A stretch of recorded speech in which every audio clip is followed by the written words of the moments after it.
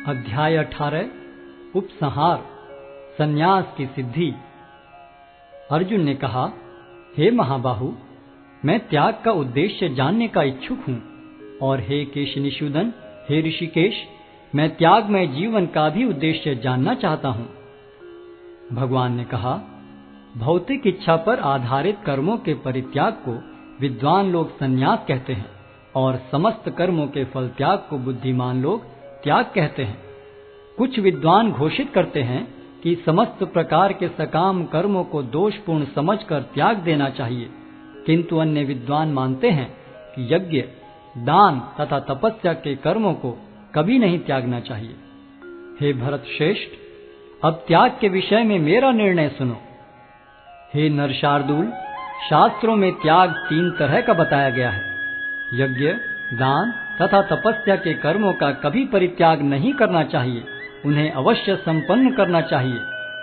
निस्संदेह यज्ञ, दान तथा तपस्या महात्माओं को भी शुद्ध बनाते हैं। इन सारे कार्यों को किसी प्रकार की आसक्ति या फल की आशा के बिना संपन्न करना चाहिए। हे प्रथापुत्र, इन्हें कर्तव्य मानकर संपन्न किया जाना चाहिए, यही मेरा अंतिम मत है।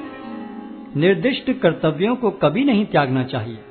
यदि कोई मोहवश अपने नियत कर्मों का परित्याग कर देता है तो ऐसे त्याग को तामसी कहा जाता है। जो व्यक्ति नियत कर्मों को कष्टप्रद समझकर या शारीरिक क्लेश के भय से त्याग देता है, उसके लिए कहा जाता है कि उसने यह त्याग रजोगुण में किया है। ऐसा करने से कभी त्याग का उच्च फल प्राप्त नहीं होता।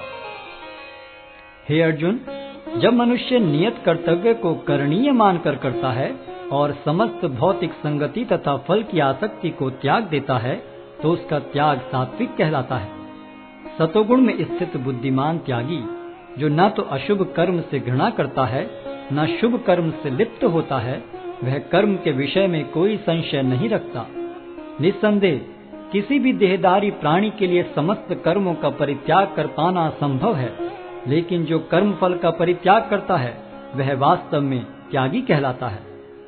जो त्यागी नहीं है, उसके लिए इच्छित, अनिच्छित तथा मिश्रित ये 3 प्रकार के कर्म फल मृत्यु के बाद मिलते हैं, लेकिन जो सन्यासी है उन्हें ऐसे फल का सुख दुख नहीं भोगना पड़ता। हे महाबाहु अर्जुन, वेदांत के अनुसार समस्त कर्म की पूर्ति के लिए 5 कारण हैं।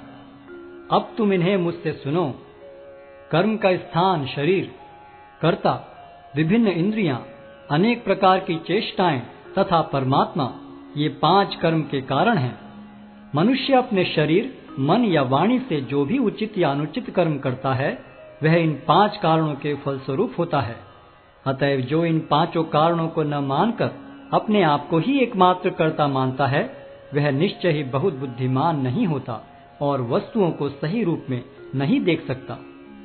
जो मिथ्या अहंकार से प्रेरित नहीं है, जिसकी बुद्धि बंधी नहीं है, वह इस संसार में मनुष्यों को मारता हुआ भी नहीं मारता, न ही वह अपने कर्मों से बंधा होता है।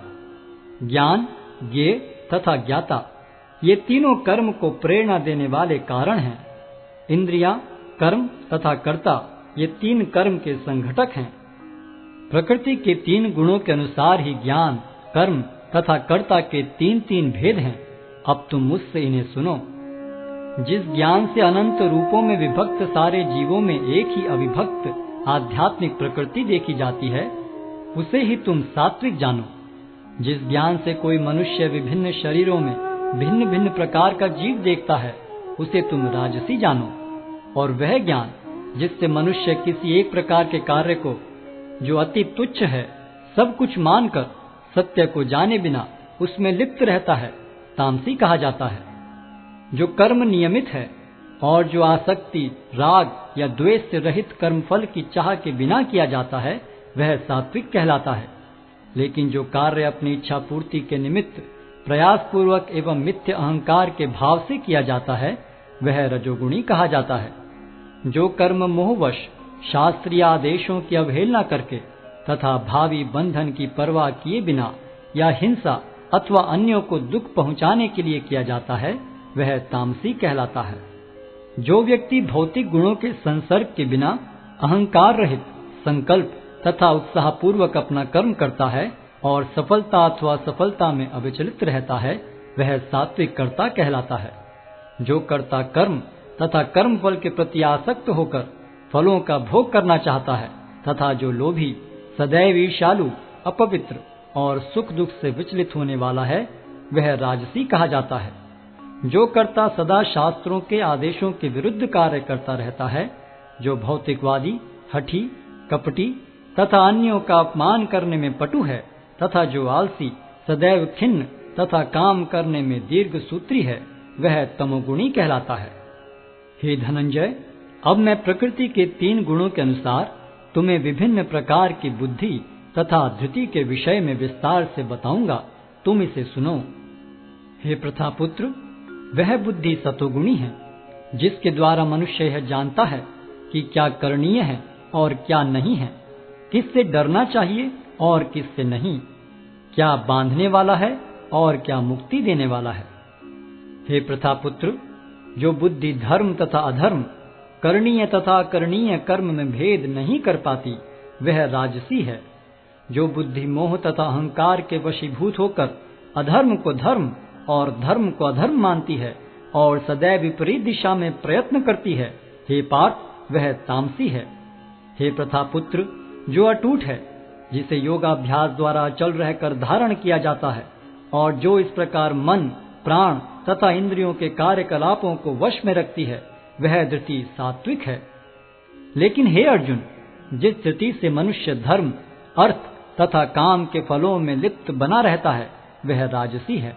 हे पार्थ, जो धृति स्वप्न, भय, शोक, विषाद तथा मोह के परे नहीं जाती, ऐसी दुर्बुद्धिपूर्ण धृति तामसी है। हे भरत श्रेष्ठ, अब मुझसे 3 प्रकार के सुखों के विषय में सुनो, जिनके द्वारा बद्ध जीव भोग करता है और जिसके द्वारा कभी कभी दुखों का अंत हो जाता है। जो प्रारंभ में विष जैसा लगता है, लेकिन अंत में अमृत के समान है, और जो मनुष्य में आत्म साक्षात्कार जगाता है, वह सात्विक सुख कहलाता है। जो सुख इंद्रियों द्वारा उनके विषयों के संसर्ग से प्राप्त होता है और जो प्रारंभ में अमृत तुल्य तथा अंत में विष तुल्य लगता है, वह रजोगुणी कहलाता है। तथा जो सुख आत्म साक्षात्कार के प्रति अंधा है, जो प्रारंभ से लेकर अंत तक मोहकारक है और जो निद्रा, आलस्य तथा मोह से उत्पन्न होता है, वह तामसी कहलाता है। इस लोक में, स्वर्ग लोकों में या देवताओं के मध्य में कोई भी ऐसा व्यक्ति विद्यमान नहीं है जो प्रकृति के 3 गुणों से मुक्त हो। हे परंतप, ब्राह्मणों, क्षत्रियों, वैश्यों तथा शूद्रों में प्रकृति के गुणों के अनुसार उनके स्वभाव द्वारा उत्पन्न गुणों के द्वारा भेद किया जाता है। शांति प्रियता, आत्मसंयम, तपस्या, पवित्रता, सहिष्णुता, सत्यनिष्ठा, ज्ञान, विज्ञान तथा धार्मिकता, ये सारे स्वाभाविक गुण हैं जिनके द्वारा ब्राह्मण कर्म करते हैं। वीरता, शक्ति, संकल्प, दक्षता, युद्ध में धैर्य, उदारता तथा नेतृत्व, ये क्षत्रियों के स्वाभाविक गुण हैं। कृषि करना, गोरक्षा तथा व्यापार वैश्यों के स्वाभाविक कर्म हैं और शूद्रों का कर्म श्रम तथा अन्यों की सेवा करना है। अपने अपने कर्म के गुणों का पालन करते हुए प्रत्येक व्यक्ति सिद्ध हो सकता है। अब तुम मुझसे सुनो कि यह किस प्रकार किया जा सकता है। जो सभी प्राणियों का उद्गम है और सर्वव्यापी है, उस भगवान की उपासना करके मनुष्य अपना कर्म करते हुए पूर्णता प्राप्त कर सकता है। अपने वृत्तिपरक कार्य को करना, चाहे वह कितना ही त्रुटिपूर्ण ढंग से क्यों न किया जाए, अन्य किसी के कार्य को स्वीकार करने और अच्छी प्रकार करने की अपेक्षा अधिक श्रेष्ठ है। अपने स्वभाव के अनुसार निर्दिष्ट कर्म कभी भी पाप से प्रभावित नहीं होते। प्रत्येक उद्योग किसी न किसी दोष से आवृत होता है, जिस प्रकार अग्नि धुएं से आवृत रहती है। अतएव हे कुंती पुत्र, मनुष्य को चाहिए कि स्वभाव से उत्पन्न कर्म को, भले ही वह दोषपूर्ण क्यों न हो, कभी त्यागे नहीं। जो आत्म संयमी तथा अनासक्त है एवं जो समस्त भौतिक भोगों की परवाह नहीं करता, वह संन्यास के अभ्यास द्वारा कर्म फल से मुक्ति की सर्वोच्च सिद्ध अवस्था प्राप्त कर सकता है। हे कुंती पुत्र, जिस तरह इस सिद्धि को प्राप्त हुआ व्यक्ति परम सिद्धावस्था अर्थात ब्रह्म को सर्वोच्च ज्ञान की अवस्था है प्राप्त करता है, उसका मैं संक्षेप में तुमसे वर्णन करूंगा, उसे तुम जानो। अपनी बुद्धि से शुद्ध होकर तथा धैर्यपूर्वक मन को वश में करते हुए इंद्रिय तृप्ति के विषयों का त्याग कर राग तथा द्वेष से मुक्त होकर जो व्यक्ति एकांत स्थान में वास करता है, जो थोड़ा खाता है, जो अपने शरीर मन तथा वाणी को वश में रखता है, जो सदैव समाधि में रहता है तथा पूर्णतया विरक्त, मिथ्या अहंकार, मिथ्या शक्ति, मिथ्या गर्व, काम, क्रोध तथा भौतिक वस्तुओं के संग्रह से मुक्त है, जो मिथ्या स्वामित्व की भावना से रहित तथा शांत है, वह निश्चय ही आत्म साक्षात्कार के पद को प्राप्त होता है। इस प्रकार जो दिव्य पद पर स्थित है, वह तुरंत पर ब्रह्म का अनुभव करता है और पूर्णतया प्रसन्न हो जाता है। वह न तो कभी शोक करता है, न किसी वस्तु की कामना करता है। वह प्रत्येक जीव पर संभाव रखता है। उस अवस्था में वह मेरी शुद्ध भक्ति को प्राप्त करता है। केवल भक्ति से मुझ भगवान को यथारूप में जाना जा सकता है। जब मनुष्य ऐसी भक्ति से मेरे पूर्ण भावनामृत में होता है, तो वह वैकुंठ जगत में प्रवेश कर सकता है। मेरा शुद्ध भक्त मेरे संरक्षण में समस्त प्रकार के कार्यों में संलग्न रहकर भी मेरी कृपा से नित्य तथा विनाशी धाम को प्राप्त होता है। सारे कार्यों के लिए मुझ पर निर्भर रहो और मेरे संरक्षण में सदा कर्म करो। ऐसी भक्ति में मेरे प्रति पूर्णतया सचेत रहो। यदि तुम मुझसे भावना भावित होगे, तो मेरी कृपा से तुम बद्ध जीवन के सारे अवरोधों को लांघ जाओगे। लेकिन यदि तुम मिथ्या अहंकारवश ऐसी चेतना में कर्म नहीं करोगे और मेरी बात नहीं सुनोगे, तो तुम विनष्ट हो जाओगे। यदि तुम मेरे निर्देशानुसार कर्म नहीं करते और युद्ध में प्रवृत्त नहीं होते हो, तो तुम कुमार्ग पर जाओगे। तुम्हें अपने स्वभाववश युद्ध में लगना होगा। इस समय तुम मोहवश मेरे निर्देशानुसार कर्म करने से मना कर रहे हो, लेकिन हे कुंती पुत्र, तुम अपने ही स्वभाव से उत्पन्न कर्म द्वारा बाध्य होकर वही सब करोगे। हे अर्जुन, परमेश्वर प्रत्येक जीव के हृदय में स्थित है और भौतिक शक्ति से निर्मित यंत्र में सवार की भांति बैठे समस्त जीवों को अपनी माया से घुमा रहे हैं। हे भारत, सब प्रकार से उसी की शरण में जाओ। उसकी कृपा से तुम परम शांति को तथा परम नित्य धाम को प्राप्त करोगे। इस प्रकार मैंने तुम्हें गुह्यतर ज्ञान बतला दिया। इस पर पूरी तरह से मनन करो और तब जो चाहो सो करो। क्योंकि तुम मेरे अत्यंत प्रिय मित्र हो, अतः मैं तुम्हें अपना परम आदेश, जो सर्वाधिक गुह्य ज्ञान है, बता रहा हूँ। इसे अपने हित के लिए सुनो। सदैव मेरा चिंतन करो, मेरे भक्त बनो, मेरी पूजा करो और मुझे नमस्कार करो। इस प्रकार तुम निश्चित रूप से मेरे पास आओगे। मैं तुम्हें वचन देता हूँ, क्योंकि तुम मेरे परम प्रिय मित्र हो। समस्त प्रकार के धर्मों का परित्याग करो और मेरी शरण में आओ। मैं समस्त पापों से तुम्हारा उद्धार कर दूंगा।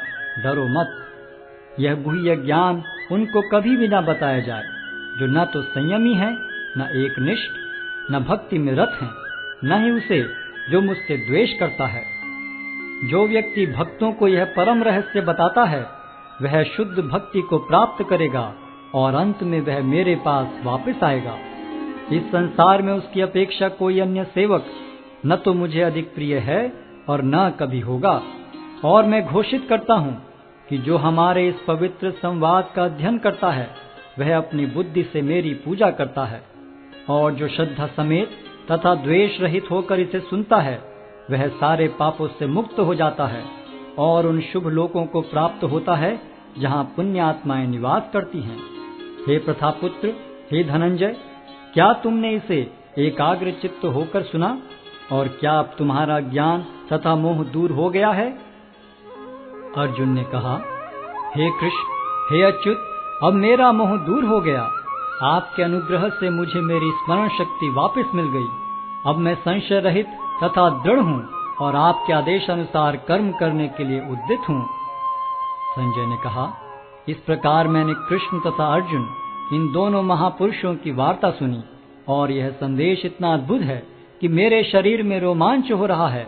व्यास की कृपा से मैंने ये परम गुह्य बातें साक्षात योगेश्वर कृष्ण के मुख से अर्जुन के प्रति कही जाती हुई सुनी। हे राजन, जब मैं कृष्ण तथा अर्जुन के मध्य हुई इस आश्चर्यजनक तथा पवित्र वार्ता का बारंबार स्मरण करता हूँ, तो प्रतिक्षण आह्लाद से गदगद हो उठता हूँ। हे राजन, भगवान कृष्ण के अद्भुत रूप का स्मरण करते ही मैं अधिकाधिक आश्चर्यचकित होता हूँ और पुनः पुनः हर्षित होता हूँ। जहाँ योगेश्वर कृष्ण हैं और जहाँ परम धनुर्धर अर्जुन हैं, वहीं ऐश्वर्य, विजय, अलौकिक शक्ति तथा नीति भी निश्चित रूप से रहती है, ऐसा मेरा मत है। हरे कृष्ण कृष्ण कृष्ण हरे हरे, हरे राम राम राम हरे हरे। हरे कृष्ण कृष्ण कृष्ण हरे हरे, हरे राम राम राम हरे हरे।